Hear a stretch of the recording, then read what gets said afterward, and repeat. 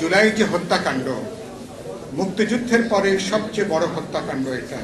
আমি শুরুতেই এই জুলাইতে 16 জুলাই শহীদ আবু সাঈদ সহ আমাদের বিপ্লবী ওয়ার্কার্স পার্টির শহীদ আব্দুল লতিফ, বদিউজ্জামান সহ অসংখ্য শহীদ, তাদের স্মৃতির প্রতি আমি গভীর শ্রদ্ধা জানাই।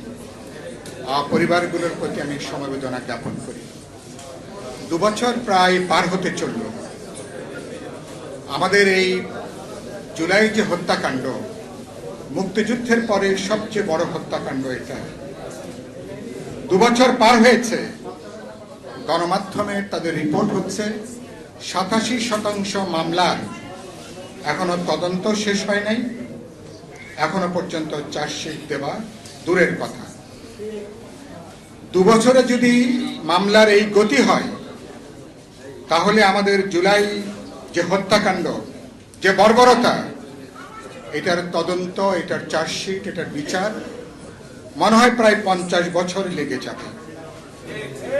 তার মানে আপনারা জুলাই নিয়ে যখন সরকারি তরফ থেকে আগে শুনতাম 1.5 বছরে যখন বক্তৃতা করছেন, তখন বাস্তব কাজের হচ্ছে এই হলো পরিস্থিতি। আমরা দেখতে চাইব তদন্তটাকে দ্রুত করবেন, চার্জশিট দিয়ে অপরাধের যে বিচার, সমাজের মধ্যে ন্যায় বিচারটা, সেটাকে নিশ্চিত করা দরকার।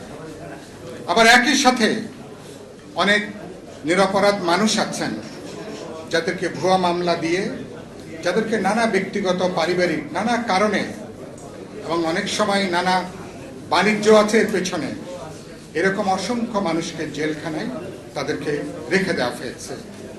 তাদের ব্যাপারেও আমি মনে করি এভাবে তাদের উপরে যে অন্যায় অবিচার হচ্ছে, এটাও বিবেচনার মধ্যে এটাকে নেওয়া দরকার। আজকে 19 জুলাই ঠিক এই দিনে 2 বছর আগে এই প্রেস ক্লাবের সামনে বিএনপির ওদিন গায়েবানা জানাজা ছিল, বিশেষ করে আবু সাঈদ সহ। ওদিন যে কক্সবাজারের আমাদের যে ছাত্র দলের ওয়াসিম শহীদ হয়েছিলেন, ওদিন 8 জন শহীদ হয়েছিলেন, তাদের স্মরণে আমরা গায়েবানা জানাজা ছিল। গণতন্ত্র মঞ্চের ওই দিনই সকাল 10:30টায় এখানে পল্টন মোড়ে আমাদের সমাবেশ ছিল। আমরা সমাবেশ শেষ করে আমরা একটা মিছিল নিয়ে আমরা আবার যাব পল্টনের দিকে, এরপরে গায়েবানার জানাজা অংশ নেব।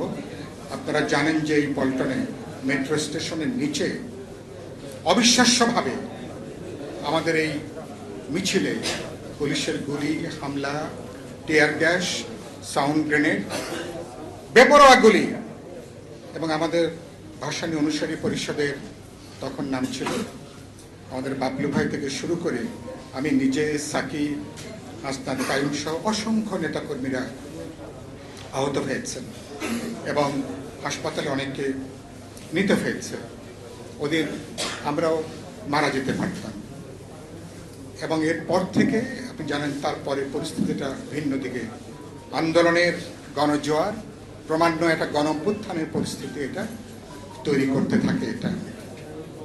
এবং আমাদের আন্দোলনের চলার পথে গণ অধিকার পরিষদ শুরু থেকে, আপনারা কোটা সংস্কার আন্দোলন থেকে শুরু করে পরবর্তী পর্যায়ে এই আন্দোলনকে যারা পথ দেখিয়েছেন, সূচনা করেছেন, এবং আমাদের আন্দোলনে পরবর্তী সময়গুলোতে সরকারের হামলা, মামলা, অত্যাচার, দমন মোকাবেলা করে নুরুল হক নূর এবং তার সহযোদ্ধারা আপনারা যে অসীম সাহসী ভূমিকা পালন করেছেন, সেজন্য আমি আপনাদেরকে ধন্যবাদ জানাই।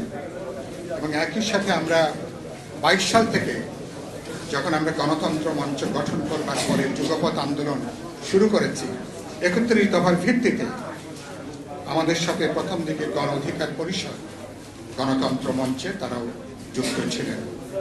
পরবর্তীকালে তারা যুক্ত থাকতে পারেননি, আমরা 6 দল মিলে। কিন্তু আন্দোলনে আমাদের যুগপথের যে লড়াই, সেই লড়াইয়ে বিপ্লবী ওয়ার্কার্স পার্টি, গণতন্ত্র মঞ্চ, গণ অধিকার পরিষদ সহ আমরা প্রায় 39টা, পরে আরো 2-3টা দল, প্রায় 42-43টা দল আমরা এই লড়াইয়ের মধ্য দিয়ে সেই জমিনটা তৈরি হয়েছে। খুবই দুর্ভাগ্যজনক যখন কোনো যুদ্ধে হেরে গেলে হেরে যাওয়ার দায়িত্বটা কিন্তু কেউ আর গ্রহণ করতে চায় না। যখন লড়াই যখন জেতে, কোনো যুদ্ধে যখন জেতে, তখন সবাই তার ভাগিদার হতে চায়। এবং 17 বছর যাদেরকে আমরা রাজপথে দেখিনি, সবচেয়ে কঠিন দুর্দিনে যাদেরকে আমরা কোনো আন্দোলনে দেখিনি, ঝুঁকি নিতে দেখিনি, তারা এখন এই আন্দোলন অভ্যুত্থান জুলাইয়ের কেউ বাবা, কেউ মা, কেউ জন্মদাতা, এবং এক একজন সব এখন জন্ম দিচ্ছেন।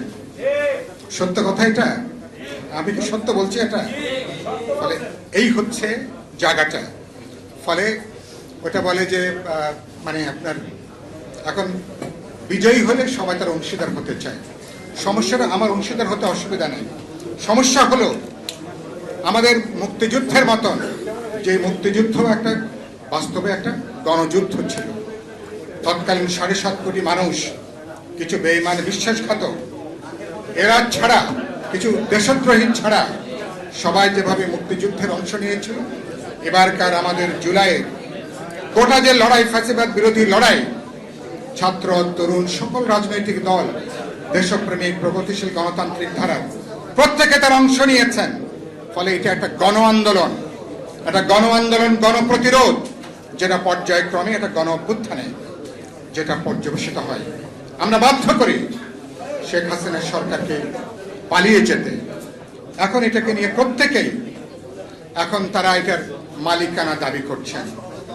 তো এখন সমস্যা তো এখানেও বড় সমস্যা না, বড় সমস্যা হচ্ছে আপনারা যারা ইতিহাসের ছাত্র, ফরাসি বিপ্লব থেকে শুরু করে পৃথিবীর অনেক অভ্যুত্থান, অনেক বিপ্লব, পরবর্তী পর্যায়ে এটা এবং তার যারা নেতৃত্ব দিয়েছেন, নিজেদের মধ্যকার ঝগড়া, বিবাদ, হানাহানি, মারামারি, এটার জন্য অনেক অভ্যুত্থান বিপ্লবকে শেষ পর্যন্ত রক্ষা করা যায়নি। ফরাসি বিপ্লবের সামনের সারির অনেককেই পরবর্তী পর্যায়ে গিলোটিনে তাদেরকে প্রাণ দিতে হয়েছে। পৃথিবীর এরকম অসংখ্য অভ্যুত্থান, অসংখ্য বিপ্লবের ঘটনা এরকম আছে। বাংলাদেশে এখন আমি দেখছি যে এক শ্রেণীর একাংশ মানুষ তার একটা আত্মঘাতী খেলায় তারা যুক্ত হয়েছেন। গতকালকে আমি দেখলাম সংসদের বিরোধী দলের নেতা, তিনি সম্ভবত বরিশালে যে, এবং সেখানে তিনি যে বক্তৃতা করেছেন, সেই বক্তৃতা এবং সরকারকে তারা বাধ্য করবেন ব্যর্থ হতে। যে পার্লামেন্টে তিনি আছেন, যে পার্লামেন্টে তিনি বিরোধী দল, এবং প্রতিদিন যেখানে তিনি ঐক্যের কথা বলেন পার্লামেন্টে দাঁড়িয়ে, পার্লামেন্ট থেকে বেরিয়েই বরিশালে তিনি বললেন যে জুলাই সনদ যদি বাস্তবায়ন না করে তাহলে সরকারকে তারা ব্যর্থ করে তারা দেবে। সরকার ব্যর্থ হলে কারা লাভবান হবে? এই মুহূর্তে বিএনপি যদি ব্যর্থ হয়, বিএনপির সরকার যদি ভেঙে পড়ে, তাহলে লাভবান হবে কারা? 17 বছর ধরে আমরা ইঞ্চিতে ইঞ্চিতে লড়াই করে যে ফ্যাসিবাদী শক্তিকে হটিয়েছি, আপনারা কি প্রকারান্তরে তাদের জন্য কি আপনারা জমিনটা কি তৈরি করে দিচ্ছেন? তারাই তো লাভবান হবে যারা এই বক্তৃতা করছেন। এবং এটা এই মুহূর্তে আপনারা কি এরপরে কি আপনারা কি ক্ষমতায় আসবেন? এরপরে আপনাদের নেতৃত্বে কি সরকার গঠন হবে? বাংলাদেশে এই মুহূর্তের কোনো সম্ভাবনা আছে? কোনো সম্ভাবনা নেই। তাহলে এই বক্তৃতা কেন, এই বক্তব্য কেন? তাহলে আপনি পরাজিত ফ্যাসিস্টরা, যিনি ইতিমধ্যে ঘোষণা দিয়েছেন আগামী কমাস পরে তিনি নাকি বাংলাদেশে তিনি এটাকে আসবেন, তাহলে ওই ঘোষণার এই বক্তৃতার সাথে কোনো যোগসাজশ আছে কিনা আমি জানি না। তাহলে এই মুহূর্তে একটা রক্তাক্ত আমাদের একটা বিশাল গণ আন্দোলন, গণসংগ্রাম, গণ অভ্যুত্থান, 17 বছর লড়াই করেছি আমরা একটা ভোটে অধিকারের জন্য। এটা নিয়মতান্ত্রিকভাবে সরকার গঠন হবে এবং বাংলাদেশ সামনের পথে হাঁটবে। তো এখন যে কথা বলতে চাই, এটা একটা আত্মঘাতী একটা রাজনীতি। এই রাজনীতি দেশের মধ্যে সামাজিক নৈরাজ্য, রাজনৈতিক নৈরাজ্যের জন্ম দিতে পারে। আমরা হাসিনার সময় বলেছিলাম, হাসিনা যে পথে যাচ্ছে, এই পথে কেবলমাত্র হাসিনা কেবল নিজের জন্য গর্ত খুঁড়ছে না, পুরো দল এবং পুরো দেশের একটা বড় অংশের মানুষের জন্য একটা বিরাট বিপদ ডেকে আনছে। আপনাদেরকে বলবো, সংসদে আছেন, বিরোধী দলের ভূমিকা পালন করছেন, ভূমিকাটা একটু দায়িত্বশীল ভূমিকাটা হওয়া দরকার।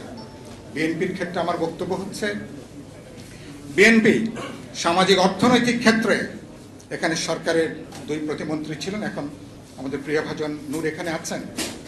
বিএনপি অর্থনৈতিক সামাজিক ক্ষেত্রে যেটুকু অগ্রগতি করছে, মানুষের মধ্যে যে স্বপ্ন আশাবাদটা জাগিয়ে তুলছে, দুর্ভাগ্যজনকভাবে রাজনৈতিক ক্ষেত্রে বিএনপি সে আশাবাদটা জাগিয়ে তুলতে পারছে না।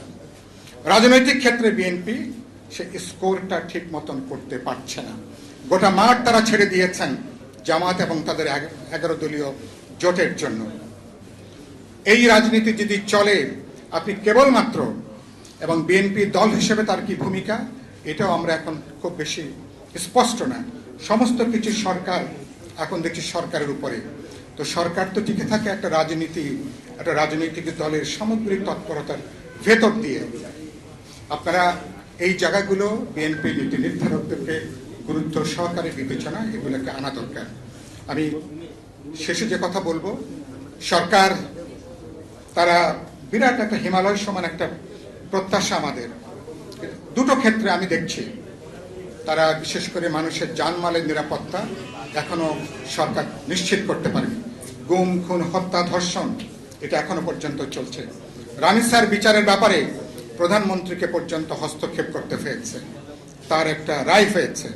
কিন্তু শত শত রামিসা যারা হত্যা ধর্ষণের শিকার হয়েছেন, সেই বিচারগুলোর কি হবে? সেগুলোকে 1 মাসের মধ্যে তার কি চার্জশিট হবে? তার কি বিচারের জায়গাটাকে যাবে? এই প্রশ্ন নাগরিক হিসেবে সবার উত্থাপন করা দরকার। আপনারা উদাহরণ তৈরি করেছেন, তাহলে বাংলাদেশে তাহলে সবার ক্ষেত্রে সে জায়গাগুলো যাওয়া দরকার। আমি সরকারকে ইতিমধ্যে বহুবার বলেছি, মানুষ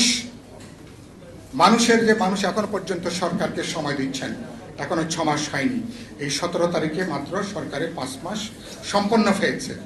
কিন্তু ইতিমধ্যেই বাংলাদেশে নতুন আরেকটা বন্দোবস্ত আমি দেখি, চুরি ডাকাতি যেমন আছে, হত্যা, সন্ত্রাস, দখলদারিত্ব, চাঁদাবাজি, মাস্তানি, সন্ত্রাস, আবার কিন্তু পুরনো চেহারাই নিয়ে আবার নানা জায়গায় তারা কিন্তু দখল করে বসছে। সরকারকে বলতে চাই, এবং এদের বড় অংশ বরাবরই এরা সরকারি দল করে।